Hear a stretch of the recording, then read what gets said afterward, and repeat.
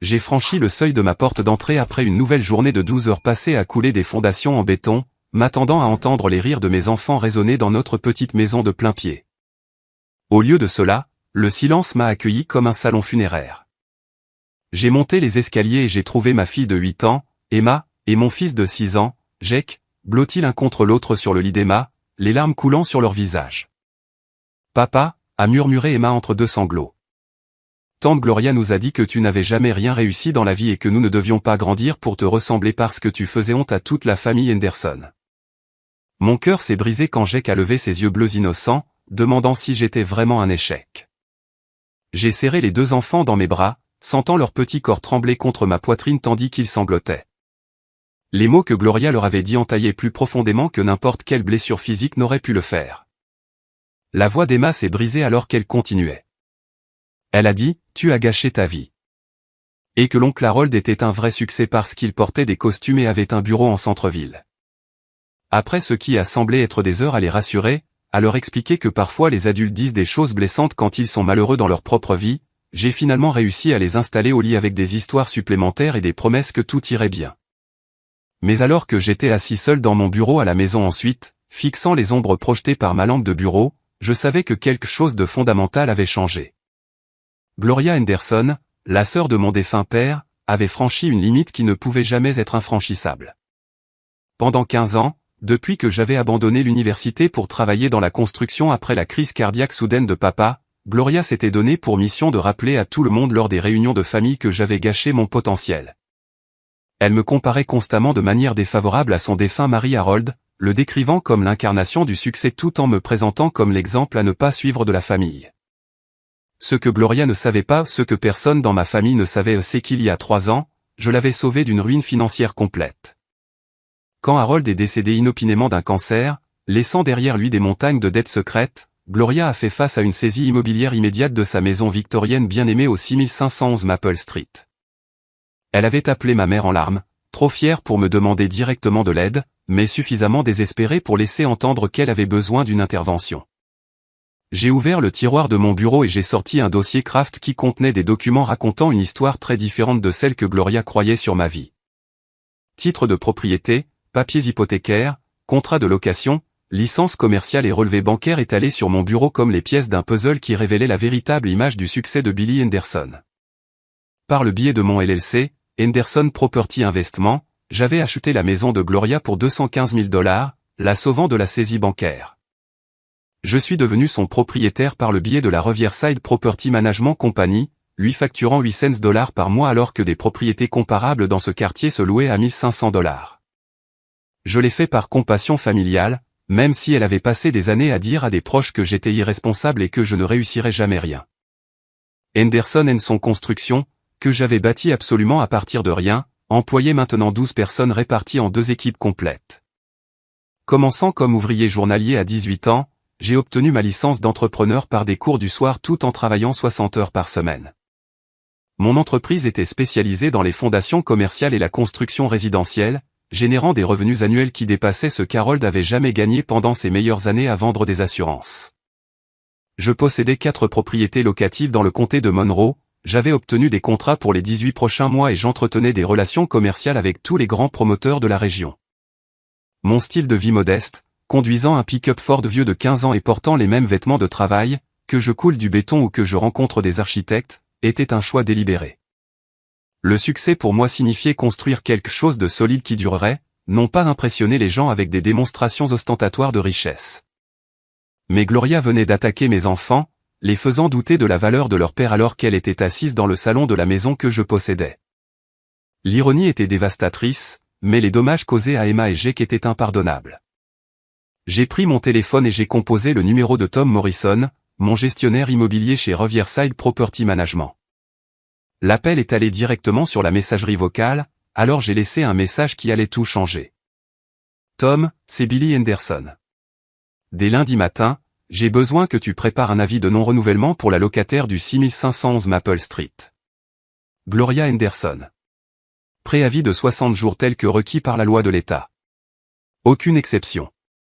Le samedi après-midi a eu lieu le barbecue annuel de la famille Henderson, une tradition qui tournait entre les différentes maisons des proches tout au long de l'été. Le rassemblement de cette année était organisé chez Gloria, sur Maple Street, et l'ironie amère ne m'a pas échappé lorsque j'ai garé mon pick-up usé dans l'allée de ma propre propriété. Sarah m'a serré la main alors que nous montions les marches avec Emma et Jack.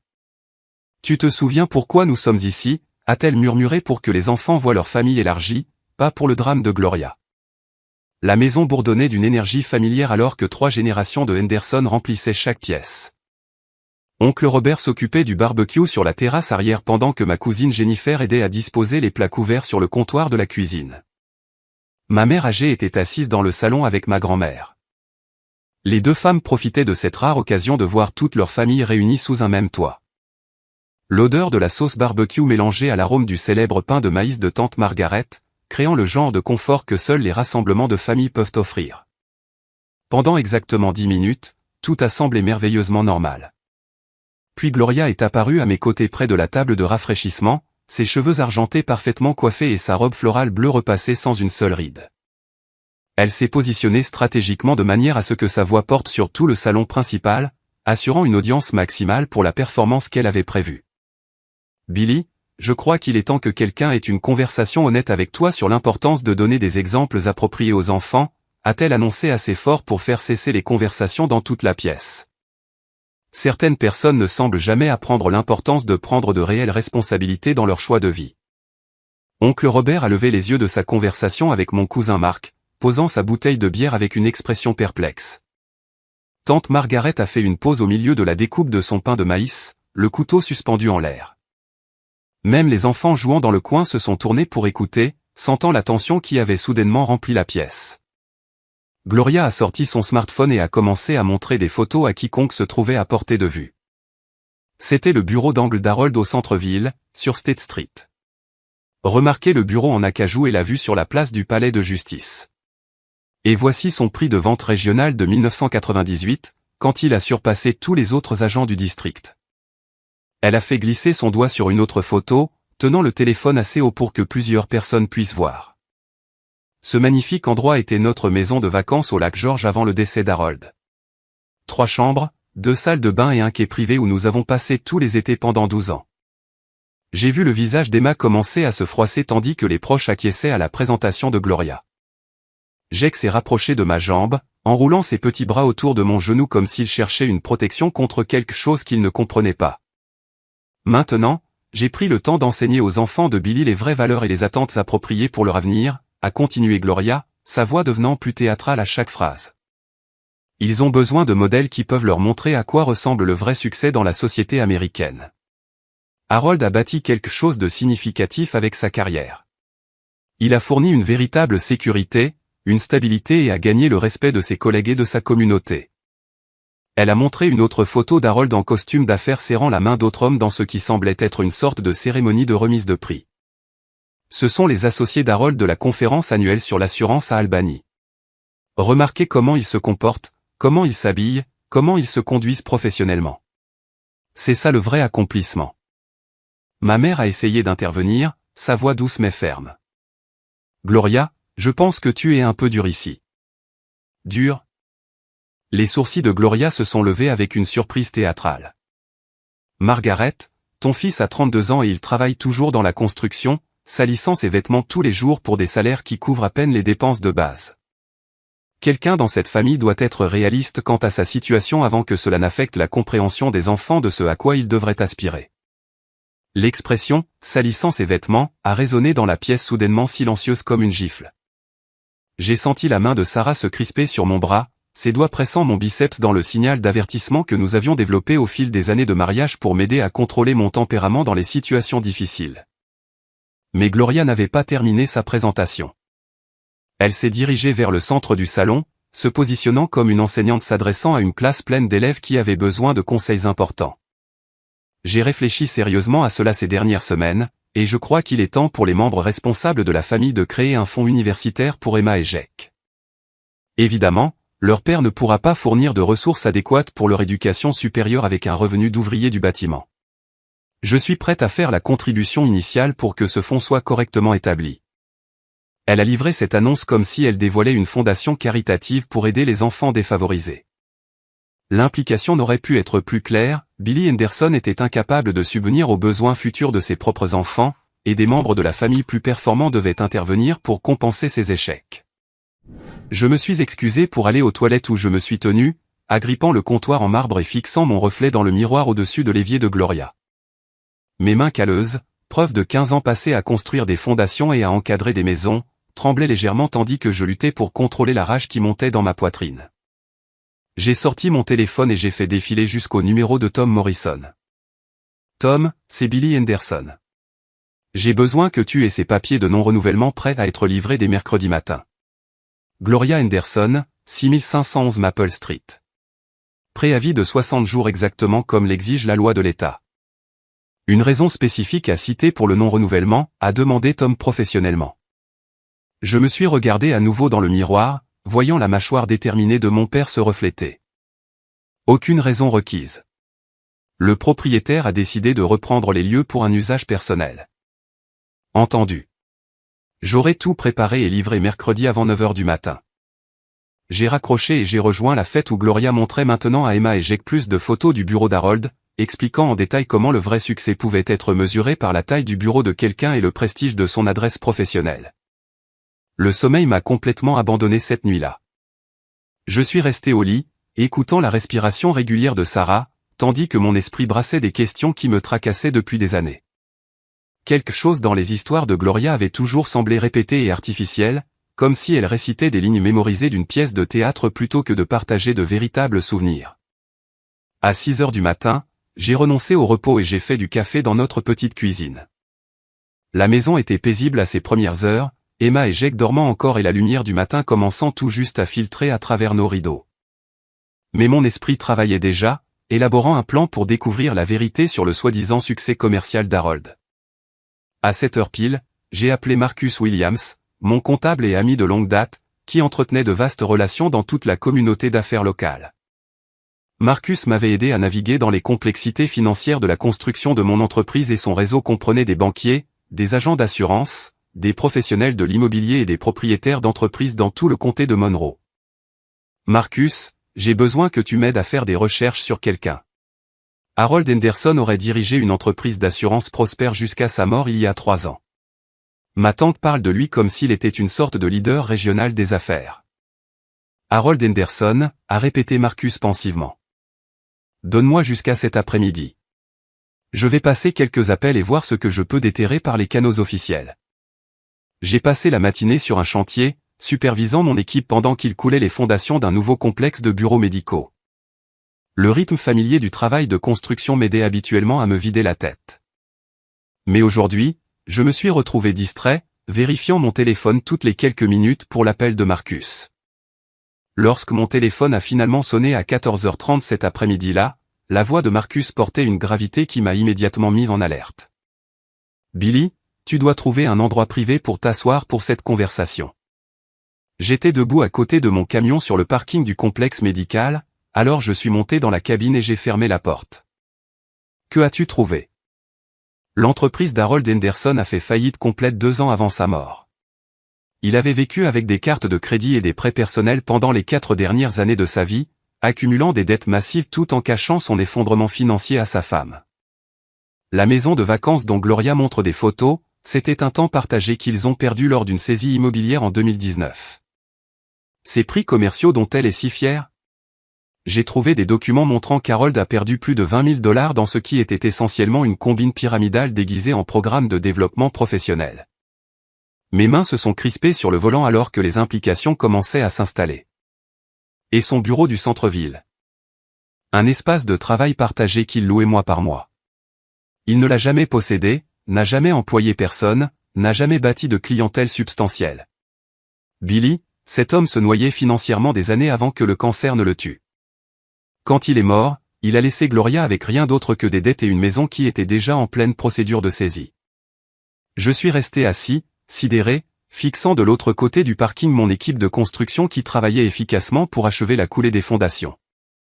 C'étaient des hommes honnêtes faisant un travail honnête, construisant quelque chose de réel et de permanent qui servirait la communauté pendant des décennies. Marcus, il y a autre chose que je dois savoir. As-tu entendu parler de Gloria répandant des rumeurs sur moi ou mon entreprise? En fait, oui. J'espérais que tu poserais la question, car cela me préoccupe depuis des mois. Elle a appelé des propriétaires d'entreprises en ville, se présentant comme un membre de ta famille inquiet, et suggérant aux gens de faire preuve de prudence en faisant affaire avec toi. Quel genre de choses disait-elle? Que tu es irresponsable avec l'argent, peu fiable pour les délais de projet, et que les membres de la famille s'inquiètent de tes capacités de prise de décision. Billy, elle t'a coûté le projet du centre commercial Morrison Creek l'année dernière. Le promoteur m'a spécifiquement appelé pour me poser des questions sur ta stabilité financière, car quelqu'un se présentant comme un membre de la famille les avait avertis, vous pourriez ne pas être en mesure de mener à bien un contrat important. Le projet Morrison Creek. 200 000 $ de revenus potentiels qui auraient assuré la croissance de mon entreprise pour l'année suivante. Le promoteur s'était soudainement retiré sans explication claire, invoquant des préoccupations vagues concernant la fiabilité de l'entrepreneur. Il y a plus, a continué Marcus d'un ton sombre. J'ai appelé Linda. Tu sais, ma femme travaille à l'école d'Emma et Jake en tant que coordinatrice bénévole. Ta tante s'y est présentée régulièrement. Disant aux enseignants et au personnel que tes enfants venaient de ce qu'elle appelle un foyer défavorisé où le père a du mal à subvenir aux besoins de base. Le sang a semblé quitter complètement mon visage. Qu'est-ce que cela signifie exactement? Elle les a convaincus d'inscrire Emma et Jake au programme de repas gratuits. Elle les a inscrits à la collecte de sacs à dos caritatifs, où les entreprises locales donnent des fournitures scolaires aux familles à faible revenu. Elle s'est positionnée comme le membre de la famille inquiet, essayant d'aider les enfants dont le père ne peut pas subvenir adéquatement aux besoins. J'ai pensé à Emma qui rentrait de l'école ces derniers temps, semblant plus silencieuse que d'habitude, moins désireuse de parler de sa journée. J'ai pensé à Jake mentionnant que certains de ses camarades de classe lui posaient des questions sur la raison pour laquelle il avait besoin d'une aide spéciale pour l'argent du déjeuner. Marcus, j'ai besoin que tu me procures la documentation de tout ce que tu viens de me dire. Registre téléphonique, contacts commerciaux, communication scolaire, tout ce qui montre ce qu'elle a fait. Je m'en occupe déjà. Billy, cette femme mène une campagne systématique pour détruire ta réputation dans la communauté tout en se positionnant comme le membre de la famille responsable et toi comme l'exemple à ne pas suivre. Après avoir raccroché, je suis resté dans mon camion pendant encore 30 minutes, regardant mon équipe achever son travail avec le genre de compétences professionnelles qui avait bâti la réputation de mon entreprise en 15 ans. Nous étions bons dans ce que nous faisions. Nous construisions des choses durables. Nous traitions les clients équitablement et terminions les projets à temps et dans les limites du budget. Mais Gloria avait sapé tout cela, utilisant sa position de membre de la famille pour semer le doute sur mon caractère et ma fiabilité. Elle avait saboté mes relations d'affaires tout en acceptant un loyer inférieur au marché pour ma propre propriété. J'ai sorti mon téléphone et j'ai appelé Tom Morrison. Tom, je veux avancer le calendrier pour l'avis d'expulsion de Gloria. Peux-tu le livrer mercredi comme prévu? Absolument. Voulez-vous que j'inclue un langage spécifique sur les raisons du non-renouvellement?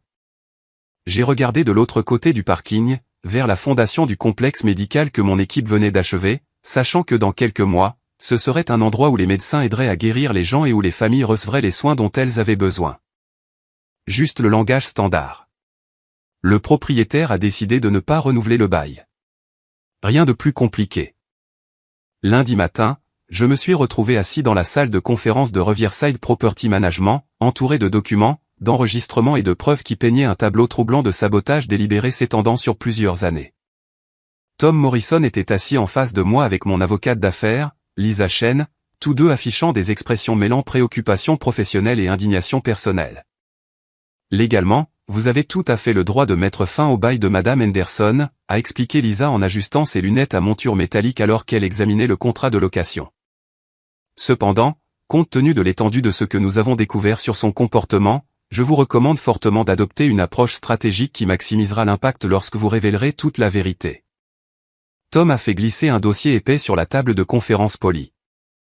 Ce sont des cas documentés où Gloria Henderson a contacté vos clients commerciaux au cours des 18 derniers mois. Elle s'est fait passer pour un membre de la famille inquiet et les a avertis de problèmes potentiels avec Henderson & Sons Construction. J'ai ouvert le dossier et j'ai senti mon estomac se nouer. Des enregistrements téléphoniques, des captures d'écran de mai, des conversations enregistrées et des plaintes écrites. Pas seulement le projet Morrison Creek que je connaissais, mais 5 autres contrats importants qui s'étaient mystérieusement évaporés après des réunions initiales positives. Cet enregistrement provient de Brian Murphy de Murphy Développement, a poursuivi Lisa en lançant la lecture sur son ordinateur portable. Madame Henderson l'a appelé le printemps dernier lorsque vous faisiez une offre pour leur projet de complexe commercial. La voix de Gloria s'est clairement fait entendre par les haut-parleurs. Monsieur Murphy, c'est Gloria Henderson qui appelle au sujet de l'entreprise de construction de mon neveu. Je voulais vous avertir que Billy a eu quelques problèmes personnels qui pourraient affecter sa capacité à mener à bien de grands projets de manière fiable. Les membres de la famille ont remarqué des changements dans sa prise de décision et s'inquiétaient de sa gestion financière.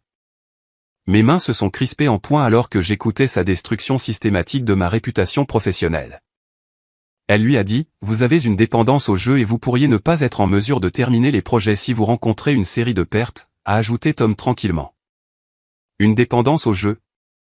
Je n'avais jamais acheté un billet de loterie à 5 $ de toute ma vie. Lisa a sorti une autre série de documents. Elle a également ciblé vos relations personnelles au sein de la famille élargie. Nous avons des preuves qu'elle a contacté des parents âgés, les avertissant de ne pas vous prêter d'argent si vous en demandiez un jour, affirmant que vous étiez financièrement irresponsable. Mon téléphone a vibré avec un message texte urgent de Sarah. Urgence à l'école avec Emma. Appelle-moi immédiatement. Je suis sorti dans le couloir pour appeler ma femme, mes mains tremblant alors que je composais son numéro. Billy, je suis assise dans le bureau du conseiller d'orientation avec Madame Patterson. La voix de Sarah était tendue d'une fureur à peine contenue. Emma l'a rencontrée 2 fois par semaine le mois dernier parce que ses notes ont baissé et qu'elle s'est retirée de ses amis pendant le déjeuner et la récréation. Qu'est-ce que cela a à voir avec Gloria? Tout. Madame Patterson vient de m'informer que ta tante fait régulièrement du bénévolat ici dans le cadre de leur programme de sensibilisation des familles. Elle a dit à l'administration de l'école qu'Emma et Jake venaient de ce qu'elle a décrit comme un foyer défavorisé où le père a du mal à subvenir aux besoins de base. Je me suis appuyé contre le mur du couloir, me sentant étourdi alors que les implications me frappaient. Sarah, qu'est-ce qu'elle leur a dit exactement? Elle les a convaincus d'inscrire automatiquement nos enfants au programme de petit déjeuner et de déjeuner gratuit. Elle les a inscrits au programme de sac à dos du week-end, où les bénévoles ramènent de la nourriture pour les enfants qui n'auraient pas de repas adéquats pendant le week-end. Elle a dit aux enseignants que vous aviez des difficultés financières et que vous pourriez avoir besoin d'aide pour payer les fournitures scolaires et les frais de sortie scolaire. L'image de mes enfants assis dans la cafétéria de l'école mangeant des repas destinés aux familles en situation de pauvreté pendant que leurs camarades de classe regardaient et chuchotaient a brouillé ma vision de rage. Il y a plus, a continué Sarah. L'entraîneur de soccer de Jake a appelé ce matin. Quelqu'un se présentant comme un membre de la famille l'a contacté, disant que vous ne pouviez pas payer les frais d'inscription au tournoi et demandant si l'équipe avait des fonds de bourse disponibles pour les joueurs issus de familles en difficulté. Quand je suis retourné dans la salle de conférence, Lisa et Tom examinaient des preuves supplémentaires que Marcus avait livrées pendant que j'étais au téléphone. Votre tante a été plus méticuleuse que nous ne l'avions initialement réalisé, a déclaré Lisa d'un ton sombre. Elle a contacté la banque où vous avez vos comptes professionnels, exprimant des préoccupations familiales concernant votre gestion financière. Elle a appelé l'ordre professionnel de l'État pour se renseigner sur le dépôt d'une plainte concernant votre conduite professionnelle, bien qu'elle n'ait jamais réellement soumis quoi que ce soit de formel. Tom a sorti un document juridique qui m'a glacé le sang. Ceci est une copie de la révision du testament de votre grand-mère d'il y a 6 mois. La signature du témoin montre que Gloria Henderson était présente lorsque votre grand-mère vous a retiré en tant que bénéficiaire. J'ai fixé l'écriture tremblante de ma grand-mère, reconnaissant le document qui m'avait troublé quand elle avait mentionné changer sa planification successorale à Noël dernier. Elle avait semblé embarrassée par le sujet et avait rapidement changé de conversation quand j'avais demandé des détails. Elle a convaincu une femme de 87 ans que son petit-fils était trop financièrement irresponsable pour gérer un héritage, ai-je dit doucement, plus à moi-même qu'aux autres. Billy, a dit Lisa, sérieusement, cela va bien au-delà d'un simple drame familial. Madame Henderson a mené une campagne coordonnée pour détruire systématiquement votre réputation professionnelle, vos relations familiales et le bien-être émotionnel de vos enfants. Les dommages qu'elle a causés pourraient facilement valoir des centaines de milliers de dollars en revenus perdus et en détresse émotionnelle. J'ai pensé à Emma qui me demandait la semaine dernière si nous étions pauvres parce que certaines de ses amies chuchotaient qu'elle recevait une aide spéciale à l'école. J'ai pensé à la confusion de Jake lorsque son entraîneur de football l'avait approché avec des offres d'aide financière pour l'équipement que sa famille pouvait facilement se permettre. Quelles sont mes options? Tom s'est penché en avant. vous pourriez simplement l'expulser et couper tout contact, la laissant découvrir que vous êtes propriétaire de la maison lorsqu'elle recevra les papiers. Ou vous pourriez orchestrer une révélation plus complète qui exposerait tout ce qu'elle a fait et la forcerait à faire face aux conséquences publiquement. J'ai regardé par la fenêtre de la salle de conférence, vers la rue animée en bas, observant des gens normaux vaquer à leur vie normale tandis que ma famille faisait face aux conséquences d'années de sabotage délibéré. Je veux organiser une réunion de famille pour ce dimanche. Chaque membre de la famille Henderson qui était à ce barbecue doit être là. Et je veux que Gloria reçoive son avis d'expulsion mercredi matin, lui donnant exactement 4 jours pour paniquer et passer des appels téléphoniques avant qu'elle ne doive faire face à tout le monde en même temps. Lisa et Tom ont échangé des regards significatifs. « Êtes-vous sûr de vouloir aller à l'attaque frontale avec ça ?» a demandé Tom. J'ai pensé à mes enfants pleurant dans leur chambre, demandant si leur papa était vraiment un échec alors qu'ils étaient assis dans la maison que leur papa possédait. Elle est allée à l'attaque frontale la première. Je ne fais que riposter. Mercredi matin est arrivé clair et froid, avec du givre recouvrant l'herbe et des feuilles d'automne crissant sous les pieds. Tom Morrison s'est arrêté au 6511 Maple Street à exactement 9 heures, portant une enveloppe officielle qui contenait des documents légaux assez puissants pour briser le monde soigneusement construit de Gloria. Je me suis positionné à 2 pâtés de maison dans mon pick-up, assez proche pour observer, mais assez loin pour éviter une confrontation immédiate. Dans mon rétroviseur, j'ai vu Tom sonner à la porte et attendre patiemment que des pas s'approchent de l'intérieur de la maison.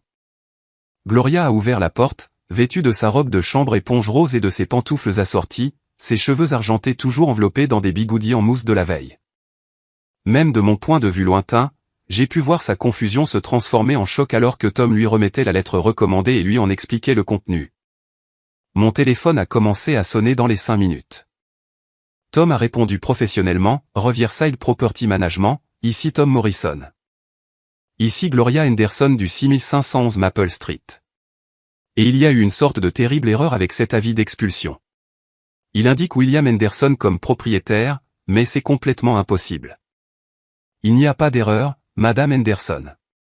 Monsieur William Henderson a acheté la propriété il y a 3 ans par l'intermédiaire de Henderson Property Investment LLC et a décidé de ne pas renouveler votre contrat de location. Vous avez 60 jours pour quitter les lieux comme l'exige la loi de l'État de New York. Mais William Henderson est mon neveu, Billy, et ce n'est qu'un ouvrier du bâtiment qui n'a jamais terminé l'université. Il ne pourrait pas posséder de propriété, surtout pas cette maison. Quelqu'un a manifestement commis une fraude ou un vol d'identité. La voix de Tom est restée calme et professionnelle. Je peux vous assurer que toute la documentation est entièrement légitime et dûment déposée au bureau du greffier du comté de Monroe. Si vous avez des questions sur les détails de la propriété, vous êtes libre de consulter les registres publics vous-même. La ligne téléphonique est restée silencieuse pendant plusieurs longues secondes avant que la voix de Gloria ne revienne, plus aiguë et de plus en plus frénétique. C'est absolument ridicule. Billy Henderson est un raté qui n'a jamais rien réussi de significatif de toute sa vie. Il n'aurait pas les moyens d'acheter un vélo, encore moins une maison. J'appelle la police immédiatement pour signaler une fraude et un vol d'identité. Après qu'elle ait raccroché, Tom m'a rappelé pour me donner des nouvelles. Elle ne prend pas bien la nouvelle. Je m'attends à ce que vous ayez de ces nouvelles sous peu. Je n'ai pas eu à attendre longtemps. 25 minutes plus tard, la berline bleue de Gloria est arrivée en crissant sur le parking de mon chantier actuel, où mon équipe coulait les fondations d'un nouveau complexe de cabinets dentaires. Elle s'est garée sans crier gare sur 2 places et a traversé la zone de construction en trombe avec ses talons hauts et sa tenue de mercredi matin, totalement inappropriée pour une zone de travail active. Billy Henderson, tu arrêtes immédiatement cette mascarade ridicule, a-t-elle crié, agitant l'avis d'expulsion au-dessus de sa tête comme une preuve dans un drame judiciaire. Toute mon équipe a arrêté de travailler et s'est rassemblée, curieuse du remue-ménage inattendu. Danny Rodriguez, mon chef d'équipe, s'est rapproché avec une expression inquiète, prêt à intervenir si la situation dégénérait au-delà de la confrontation verbale. Quelle mascarade, tante Gloria, ai-je demandé calmement, posant mon presse-papier et m'approchant d'elle. Ce faux avis d'expulsion affirmant que tu es propriétaire de ma maison. Tu ne peux rien posséder, encore moins une propriété d'une valeur de plus de 200 000 $. Il doit s'agir d'une fraude, et je vais te faire arrêter pour falsification et vol d'identité.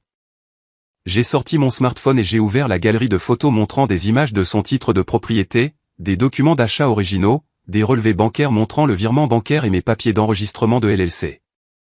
Mes ouvriers se sont penchés curieusement, réalisant soudainement que leur patron avait été bien plus prospère financièrement que ne le laissait entendre son modeste pick-up et ses vêtements de travail quotidiens. Le visage de Gloria a parcouru une série fascinante d'émotions alors qu'elle assimilait la preuve irréfutable. La confusion a fondu en incrédulité. L'incrédulité s'est transformée en reconnaissance et la reconnaissance a explosé en rage pure. « Ce n'est pas possible », a-t-elle murmuré, puis a crié. « Ce n'est pas possible. Tu n'es personne. Tu es un échec complet qui a abandonné l'école. » En fait, Madame Henderson, a interrompu Danny avec respect. Billy possède plusieurs propriétés dans le comté. Il a été bien trop modeste quant à son succès commercial. Henderson & Son est l'une des entreprises de construction les plus respectées de la région. Gloria s'est retournée pour fixer Danny, puis moi, puis l'écran du téléphone affichant des documents juridiques incontestables. « Mais comment est-ce possible ?» a-t-elle balbutié. « Tu travailles avec tes mains. Tu te salis. Tu conduis ce vieux pick-up. Le succès n'est pas toujours ce qu'il semble à la surface, Gloria. Certaines personnes bâtissent leur fortune discrètement au lieu de l'afficher. » Elle m'a arraché le téléphone des mains, étudiant les documents de plus près, zoomant sur les signatures et les sceaux officiels comme si elle pouvait trouver des preuves de falsification qui rétabliraient sa compréhension du monde. Lorsque la réalité a finalement pénétré complètement, le désespoir a remplacé le déni. Si c'est vraiment vrai, alors tout le monde dans le quartier doit savoir quel genre de personne tu es vraiment, Billy Henderson, a-t-elle annoncé de façon dramatique. Si tu es vraiment propriétaire de ma maison, alors tous mes voisins devraient comprendre exactement ce que tu me fais. Elle a quitté le chantier et est retournée directement à Maple Street où elle a commencé à faire du porte-à-porte dans tout le quartier comme un candidat politique cherchant un soutien d'urgence. Je l'ai suivie à une distance discrète, me garant là où je pouvais observer le spectacle qui se déroulait. « S'il vous plaît, j'ai besoin de votre aide », je l'ai entendu dire à Janet Wilson, la directrice de banque à la retraite qui vivait dans la maison juste à côté de ma propriété. Billy Henderson essaie de me voler ma maison par une sorte de stratagème illégal. Il a falsifié des documents et j'ai besoin de témoins pour appeler la police avant qu'il ne détruise ma vie. Mais Janet Wilson n'avait pas passé 30 ans à analyser des documents financiers et des demandes de prêts hypothécaires pour rien. Elle a examiné les copies de Gloria du titre de propriété et des dossiers d'achat avec la précision méthodique de quelqu'un qui comprenait les documents légaux. Madame Henderson, ces documents semblent parfaitement légitimes et dûment notariés. Monsieur Henderson a légalement acheté cette propriété il y a 3 ans, et selon ses relevés de location, il vous a facturé un loyer nettement inférieur au prix du marché. La voix de Gloria a monté vers l'hystérie. Mais c'est impossible. Il n'est personne. Il n'est qu'un ouvrier du bâtiment qui n'a jamais rien accompli. C'est à ce moment-là que les histoires du quartier ont commencé à émerger comme l'eau qui rompt une digue. Billy a réparé mon toit après cette tempête de verglas l'hiver dernier, a offert Madame Peterson d'en face. Il n'a pas voulu prendre un sou pour les matériaux ou la main-d'œuvre. Il laboure toutes nos allées chaque fois qu'il neige, ont ajouté Bob et Martha Johnson de la maison du coin. Il ne demande jamais rien en retour. Il a fait don de tout le bois et de la quincaillerie pour le pavillon du jardin communautaire, a contribué Bob Martinez en désignant le petit parc où les voisins récoltaient les légumes qu'ils cultivaient en coopération. Le visage de Gloria est devenu pâle lorsqu'elle a réalisé l'ampleur de son erreur. Pendant 3 ans, elle s'était plainte à ses mêmes voisins de son neveu raté, qui ne pouvait pas gérer sa propre vie de manière responsable. Maintenant, ils apprenaient que ce même neveu avait discrètement aidé toute la communauté pendant qu'elle critiquait son caractère. Mais je vous ai dit à tous à quel point il était irresponsable et peu fiable, a protesté Gloria faiblement. L'expression de Janet Wilson s'est nettement durcie. Oui, vous avez certainement passé un temps considérable à critiquer l'homme qui vous empêchait de devenir sans-abri. Cela semble plutôt ingrat rétrospectivement.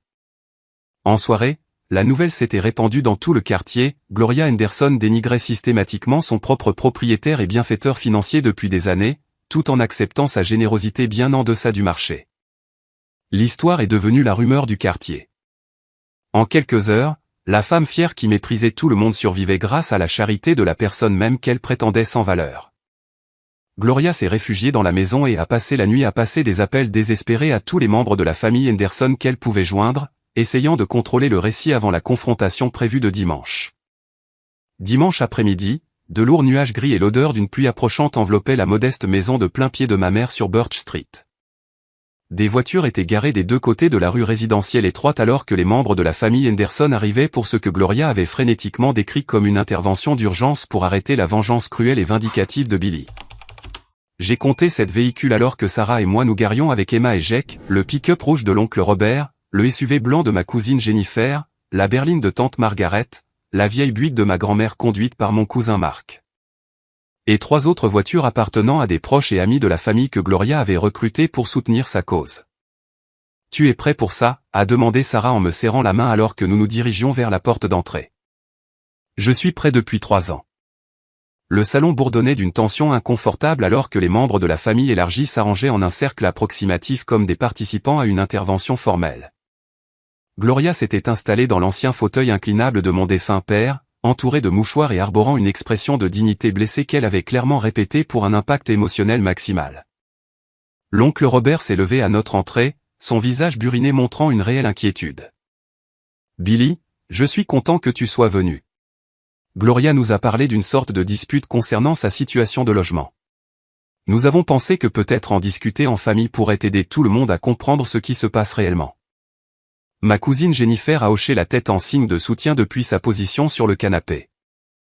Nous ne voulons pas que les membres de la famille se battent, surtout pour quelque chose qui pourrait être un malentendu. Quoi qu'il se passe, nous pouvons le régler ensemble.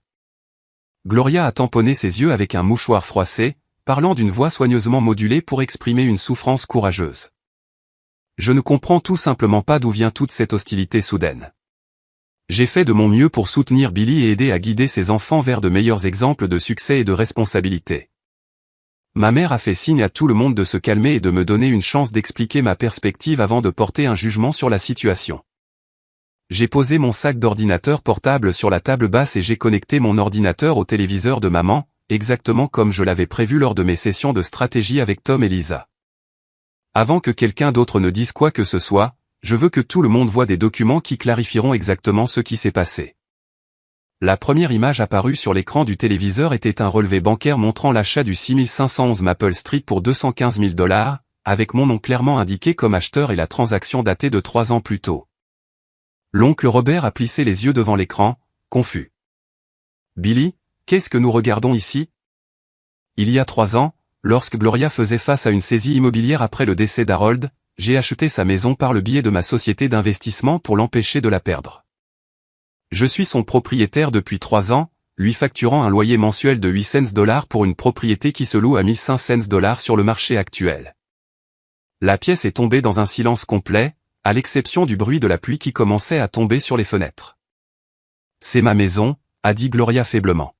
« C'est ma maison depuis 18 ans. »« C'est ma maison depuis 3 ans, Gloria. » « Tu es ma locataire. » J'ai cliqué sur le document suivant, ma licence commerciale pour Henderson & Son Construction, affichant des revenus annuels qui ont fait halter plusieurs membres de la famille. La bouche de ma cousine Jennifer s'est ouverte. « Billy, ça dit que tu as gagné plus de 800 000 $ l'année dernière. Henderson & Son Construction emploie 12 personnes réparties en 2 équipes. Nous sommes spécialisés dans les fondations commerciales et la construction résidentielle dans tout le comté de Monroe. » L'écran suivant affichait les titres de propriété de 4 propriétés locatives différentes que je possédais, avec leurs valeurs estimées et les prix du marché actuel.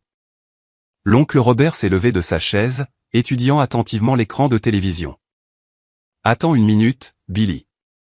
Tu nous dis que tu possèdes plusieurs propriétés, mais tu conduis ce vieux pick-up et tu ne parles jamais d'avoir de l'argent. Parce que le vrai succès ne consiste pas à impressionner les gens ou à afficher sa richesse. Il s'agit de bâtir quelque chose de solide qui assure la sécurité de votre famille et de votre communauté si possible. » J'ai cliqué sur un nouveau dossier intitulé « Preuves » et l'atmosphère dans la pièce a radicalement changé, passant de la confusion à une attention concentrée. Maintenant, je veux montrer à tout le monde ce que Gloria a fait en vivant dans ma maison et en acceptant ma générosité en deçà du marché. Le premier fichier audio a été diffusé par les haut-parleurs de la télévision avec une clarté cristalline. La voix indubitable de Gloria a rempli la pièce alors qu'elle parlait à quelqu'un au téléphone. Ici Gloria Henderson, appelant au sujet de l'entreprise de construction Henderson & Son S. Je suis la tante de Billy, et je me suis senti obligé de vous avertir qu'il n'est peut-être pas le choix le plus fiable pour les grands projets de construction. Les membres de la famille ont remarqué des schémas préoccupants dans sa prise de décision et sa gestion financière qui nous inquiètent quant à sa capacité à mener à bien les contrats importants. La pièce a éclaté en murmures choqués et en mouvements inconfortables alors que les proches assimilaient ce qu'ils entendaient. « Gloria », a dit ma mère sèchement. « Qu'est-ce que c'est exactement cet enregistrement ? » « C'est Gloria qui appelle mes clients commerciaux pour saboter des contrats et détruire ma réputation professionnelle, » ai-je répondu calmement. Elle m'a coûté environ 250 000 $ de revenus perdus au cours des 18 derniers mois. Le visage de Gloria était devenu complètement blanc, mais elle a essayé de maintenir sa position défensive. J'essayais de protéger les gens de commettre des erreurs potentiellement coûteuses. J'ai diffusé le deuxième enregistrement, celui de l'entraîneur de football de Jack. Salut, c'est l'entraîneur Williams qui vous rappelle au sujet de la famille Henderson. Quelqu'un se présentant comme un membre de la famille m'a contacté, suggérant que Billy Henderson pourrait ne pas avoir les moyens de payer les frais d'inscription au tournoi et demandant si notre équipe avait des fonds de bourse disponibles pour les joueurs issus de familles défavorisées. Emma et Jack m'ont regardé avec des expressions confuses, ne comprenant pas pourquoi quelqu'un dirait aux gens que leur papa n'avait pas les moyens de payer les dépenses de football alors qu'il venait de leur acheter de nouvelles crampons et équipements la semaine précédente. La série de documents suivante montrait la correspondance entre Gloria et l'école primaire où elle avait inscrit mes enfants à des programmes de repas gratuits et à des collectes de bienfaisance tout en les décrivant comme provenant d'un foyer financièrement défavorisé. Elle a convaincu les enseignants d'Emma et Jack que je ne pouvais pas subvenir aux besoins de base de mes enfants, ai-je expliqué, regardant les expressions de ma famille se transformer de la confusion à l'horreur. Mes enfants mangeaient des repas de charité et portaient des fournitures scolaires données pendant que leurs camarades de classe chuchotaient que leur famille avait besoin d'une aide spéciale. L'oncle Robert s'est levé brusquement de sa chaise, le visage rouge de colère. « Gloria, qu'est-ce que tu pensais, au nom de Dieu ?» Mais je n'avais pas encore fini. J'ai affiché des relevés bancaires révélant la situation financière réelle de Gloria, 3 mois de retard sur les paiements de voitures, 15 000 $ de dettes de carte de crédit et des prêts documentés auprès de 5 parents âgés différents. Elle a emprunté de l'argent à tante Margaret en lui disant que l'oncle Robert ne pouvait pas l'aider. Elle a emprunté à l'oncle Robert en affirmant que tante Margaret avait refusé. Elle a dit à chacun d'entre vous que les autres étaient incapables de l'aider et que j'avais refusé de soutenir ma propre famille alors que la vérité est qu'elle vivait dans ma maison pour la moitié du loyer. Grand-mère Henderson a parlé pour la première fois, sa voix tremblante d'âge et d'émotion. Billy, j'ai besoin de te demander quelque chose à propos des changements que j'ai apportés à mon testament le printemps dernier. J'ai affiché la dernière série de documents, des copies du testament original de ma grand-mère et la version révisée qui me retirait en tant que bénéficiaire, avec la signature de Gloria comme témoin des changements. Elle a convaincu notre grand-mère de 87 ans de me déshériter parce que j'étais censé être trop irresponsable pour gérer un héritage financier alors qu'elle vivait simultanément de ma charité et sabotait mes relations d'affaires. Ma grand-mère a commencé à pleurer doucement, ses petites mains tremblant alors qu'elle se couvrait le visage. « Oh, Billy, je suis tellement désolé. Elle m'a dit que tu avais des difficultés financières et qu'on ne pouvait pas te faire confiance pour prendre de bonnes décisions. Je pensais protéger les biens de la famille. » La pièce s'était complètement retournée contre Gloria, l'ampleur de sa tromperie étant devenue indéniable. L'oncle Robert s'est approché d'elle et s'est tenu au-dessus d'elle avec une expression de dégoût. « Gloria, je veux que tu m'expliques comment tu peux justifier un tel comportement. » Le calme soigneusement maintenu de Gloria a finalement cédé complètement. Elle s'est levée du fauteuil inclinable, le visage rougi par l'embarras et la fureur. « Parce que ce n'est pas juste, » a-t-elle crié, sa voix résonnant sur les murs. Harold a travaillé toute sa vie, a construit ce que nous pensions être une carrière réussie, a gagné le respect de ses collègues, et qu'avons-nous eu à montrer quand il est mort? Rien. Absolument rien. Billy abandonne l'université, se salit les mains en travaillant dans la construction, et d'une manière ou d'une autre, il finit par posséder des propriétés et gérer une entreprise rentable. Où est la justice là-dedans? Alors, tu as décidé de le détruire, a dit l'oncle Robert doucement. J'ai décidé de dire la vérité sur ce à quoi devrait ressembler le vrai succès, a rétorqué Gloria. Le succès devrait être une question d'éducation et de respect professionnel, pas de se salir et de construire des choses avec ses mains. Ma cousine Jennifer a secoué la tête avec incrédulité. Gloria, tu as vécu dans sa maison. Il t'a empêché de tout perdre quand Harold est mort.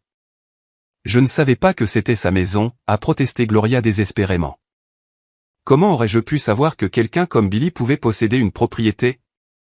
J'ai refermé l'ordinateur portable et j'ai regardé autour de moi, vers les membres de ma famille, la plupart fixant Gloria avec des expressions allant de la déception à la colère pure et simple.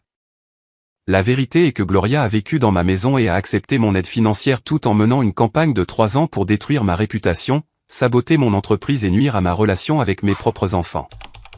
Elle a convaincu Emma et Jake que leur père était un échec alors qu'elle était assise dans le salon de la maison que j'ai achetée pour l'empêcher de devenir sans-abri. L'oncle Robert est retourné auprès de Gloria. Prends tes affaires et pars. Tu n'es pas la bienvenue aux réunions de famille tant que tu n'auras pas trouvé comment t'excuser pour ce désordre et faire des réparations. Où suis-je censé aller, a demandé Gloria désespérément, la réalité de sa situation lui revenant enfin complètement. C'est quelque chose que tu aurais dû considérer avant de passer 3 ans à attaquer la personne qui te tenait hors de la rue, a-t-il répondu fermement. Un par un, les membres de la famille se sont levés et se sont dirigés vers la porte, laissant Gloria isolée au centre de la pièce. Grand-mère Henderson s'est approchée de moi, les larmes aux yeux. Billy, peux-tu pardonner à une vieille femme stupide d'avoir cru des mensonges sur son propre petit-fils? Je l'ai serré doucement dans mes bras. Il n'y a rien à pardonner, grand-mère. Tu as fait confiance à quelqu'un que tu pensais pouvoir croire. Tandis que la pièce se vidait, Gloria est restée debout près de l'ancien fauteuil inclinable de mon père, comprenant enfin que ces années de manipulation et de sabotage avaient détruit non seulement ma réputation, mais aussi sa propre place au sein de la famille Henderson. 2 semaines après la confrontation familiale qui a tout changé, mon téléphone a commencé à sonner avec des opportunités inattendues. La nouvelle s'était répandue dans la communauté de la construction très unie du comté de Monroe concernant le sabotage systématique de Gloria, et les entrepreneurs, qui avaient entendu des rumeurs suspectes sur la construction de Henderson & Son. Comprenaient maintenant qu'ils avaient été délibérément trompés par quelqu'un ayant des motivations personnelles. Mike Stevens de Stevens Développement a appelé un mardi matin alors que j'examinais les plans d'un complexe résidentiel. Billy, je vous dois des excuses sincères. Quelqu'un se présentant comme un membre de votre famille inquiet m'a contacté l'année dernière lorsque vous avez soumis votre offre pour notre centre commercial. Ils ont suggéré que vous pourriez avoir des problèmes de fiabilité qui pourraient affecter l'achèvement du projet. Je me suis penché en arrière dans mon fauteuil de bureau, me souvenant du projet Stevens comme d'un autre contrat qui s'était mystérieusement évaporé après des réunions initiales prometteuses. Qu'est-ce qu'ils vous ont dit spécifiquement, Mike?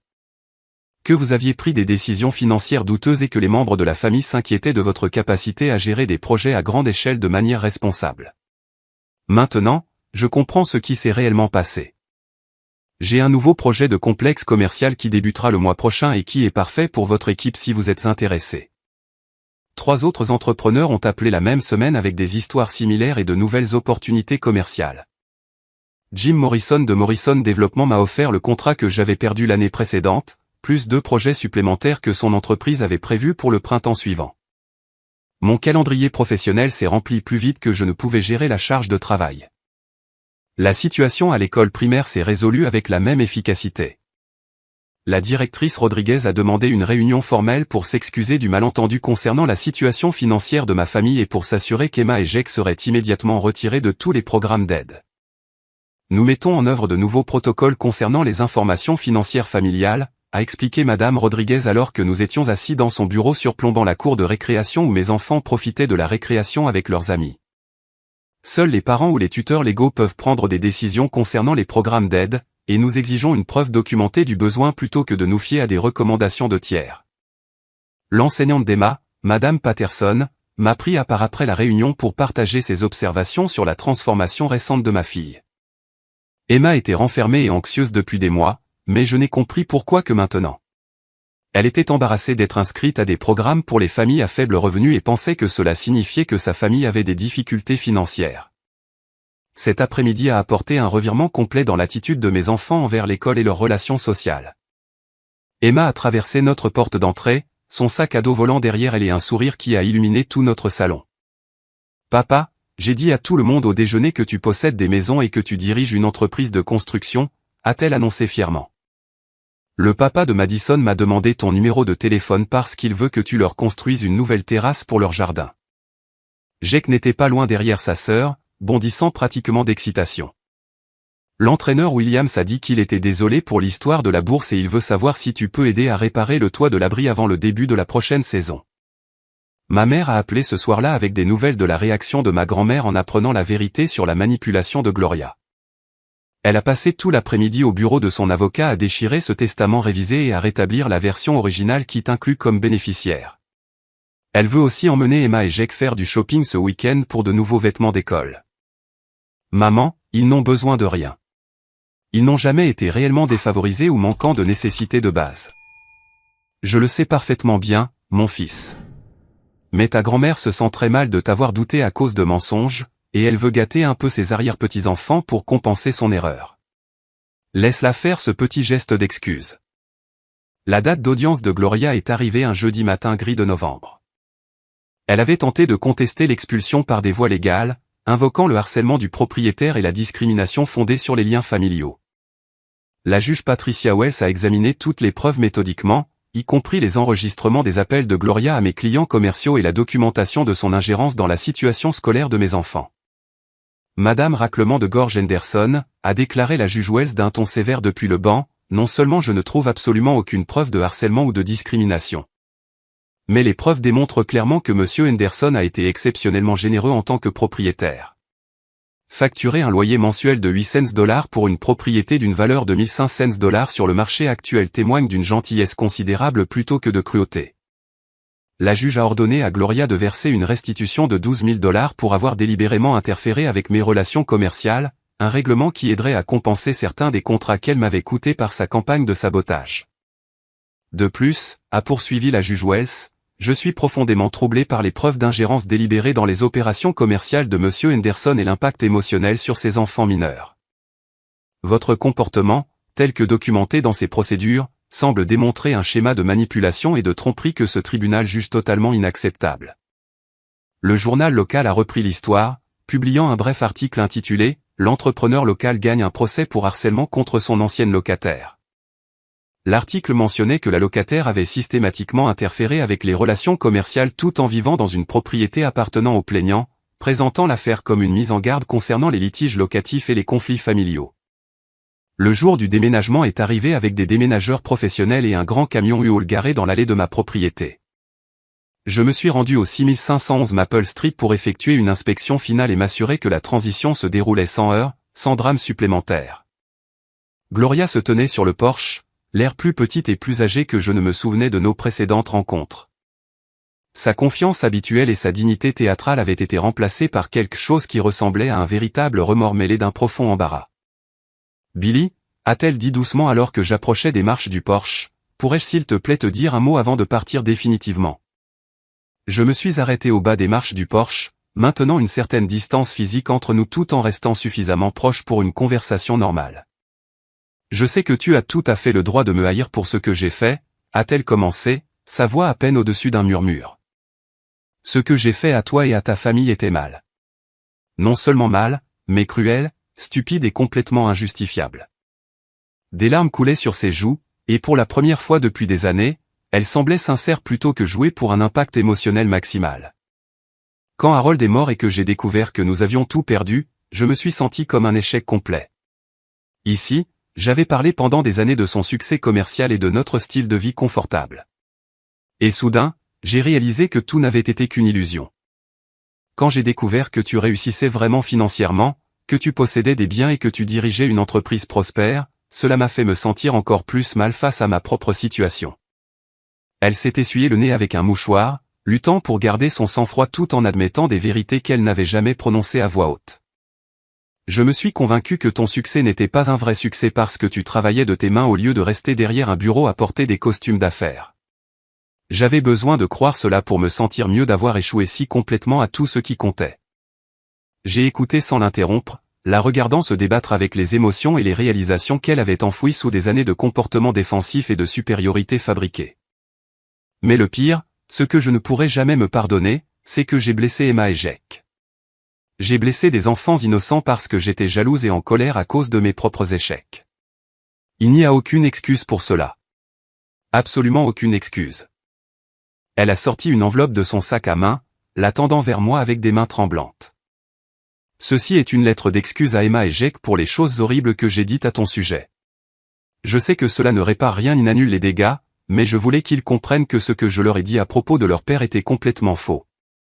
Tu es un bon père et un homme qui réussit, et ils devraient être fiers de toi.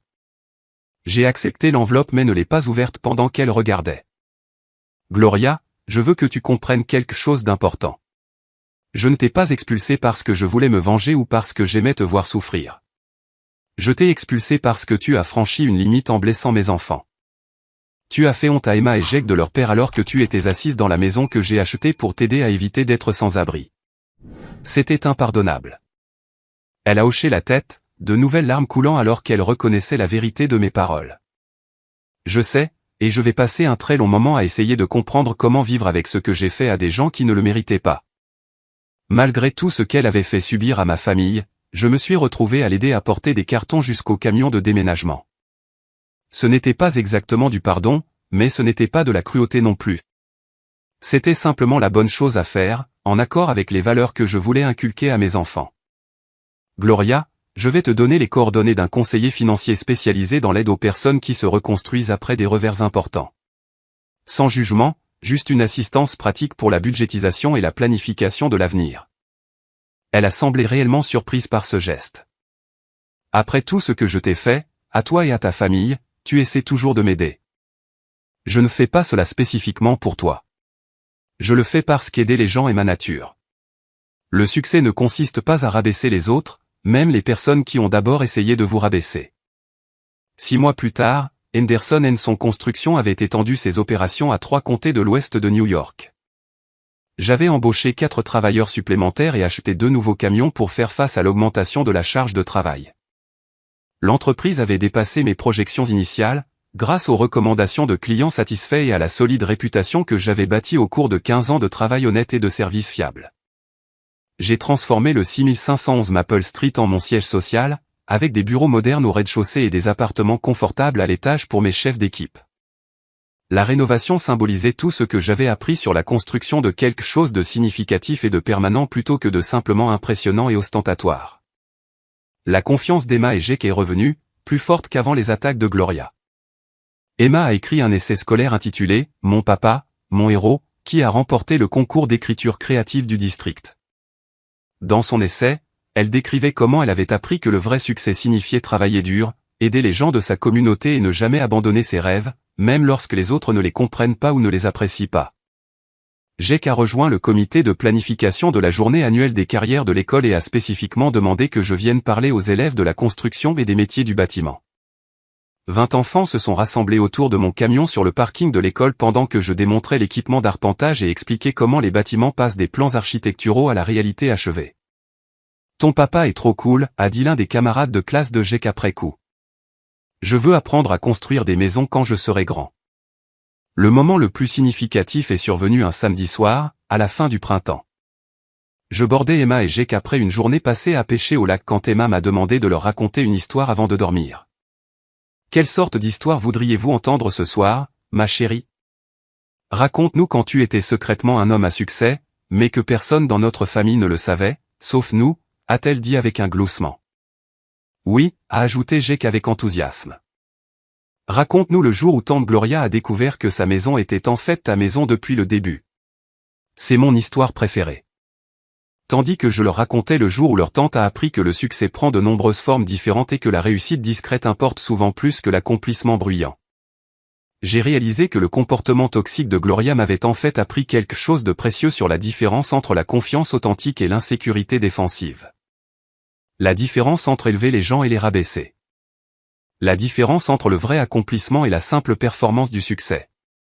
Le plus important, j'ai appris que le vrai succès ne se mesure pas en impressionnant les autres ou en accumulant des symboles de statut et de richesse.